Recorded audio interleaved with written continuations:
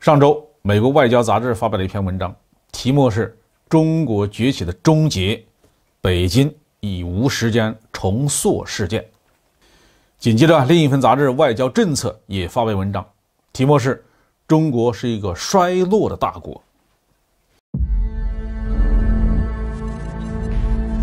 各位网友，大家好，欢迎来到包明说。这期话题说的是中国崩溃论变成了中国崛起见顶论了。俄罗斯的媒体反驳说这是谬论。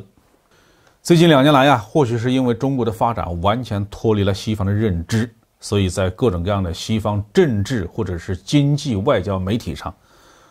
都出现了连篇累牍的中国崩溃论。中国的政治或者是经济略有一点风吹草动，这些中国崩溃论呢就会疯狂的生长出来，几乎霸占了西方主流媒体关于中国话题的所有头条。那么中国是不是真的要崩溃了呢？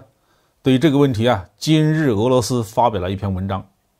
他认为这不过是西方的自欺欺人罢了。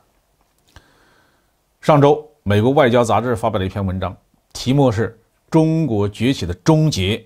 北京已无时间重塑事件》。紧接着，另一份杂志《外交政策》也发表文章，题目是《中国是一个衰落的大国》。俄罗斯的分析人员说这只是西方国家因为意识形态的偏见和恐惧的谬论。难道反对一个崛起的国家就意味着这个国家不再崛起了吗？中国崩溃论的存在体现了现代西方政治学是非常狭隘的。他们摒弃了辩证唯物主义的正确思想方法和观点，顽固地按照少数资本利益集团的世界观来解释当代世界的政治、经济和社会现象。在这些西方政治学家看来世界上唯一的真理就是按照美国人所主张的那种价值观来塑造世界。整个世界都应该围着美国的利益转，美国需要谁生谁就生，需要谁死谁就得死。美国需要谁繁荣，谁就可以繁荣起来；美国需要打垮谁，谁就应该一败涂地。不得不说，在世界上的很多地方，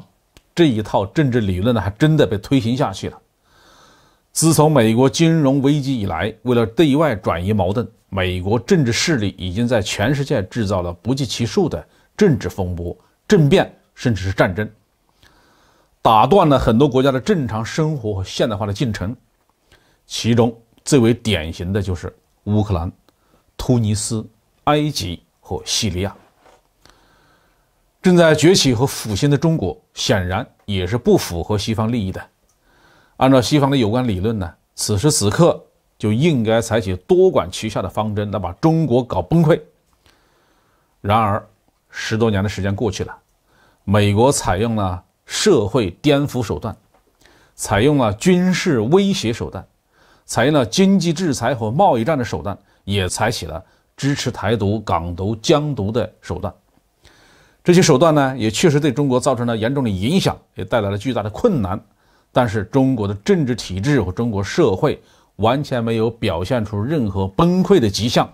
反而是因为抗击疫情的胜利和共同应对贸易战的影响，而更加的凝聚、更加的团结、更加坚强。这完全违背了西方的政治理论，让那些自信满满就充满了偏见的西方政治家是无所适从。这就是中国崩溃论甚嚣尘上的主要原因。然而要是没有了中国，西方才是真正会崩溃的那个社会体制。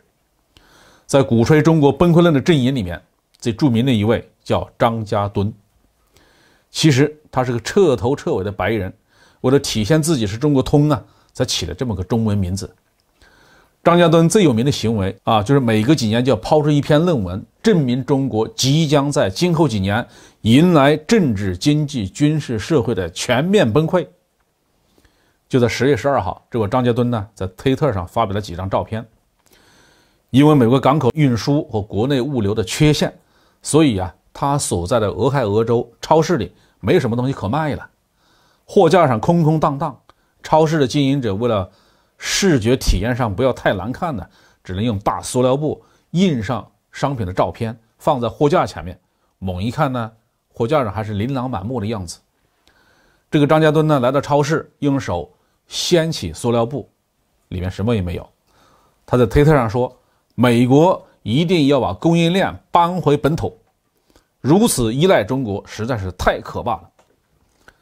其实张家墩呢不敢承认的是，正因为有中国的存在和大量的生产，所以美国只要解决物流和运输的问题，就可以恢复正常的生活。如果中国真的凭空从地球上消失了，美国人马上就要迎来全面的生活必需品的短缺。要想把这样的生产能力重新建立起来，没有几年甚至十几年的时间是根本不可能的。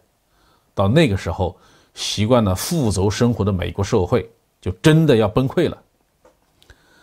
在疫情期间呢，曾经有西方记者向中国外交部发言人提问，说拜登扬言呢，在任内不会让中国超越美国，中国怎么看呢？中国外交部的发言人的回答应该是充满了智慧。他说，中国的目标从来不是超越美国，而是不断的超越自我，成为更好的中国。正是因为定下了这样的目标和方向，中国的经济社会发展必然是健康而充满活力的，也不会用什么下作的手段去干扰和打断其他国家的正常生活。西方国家要是不把自己脑子里的傲慢和偏见拿掉，是永远也看不懂这种超越的。好，这期话题就说到这里。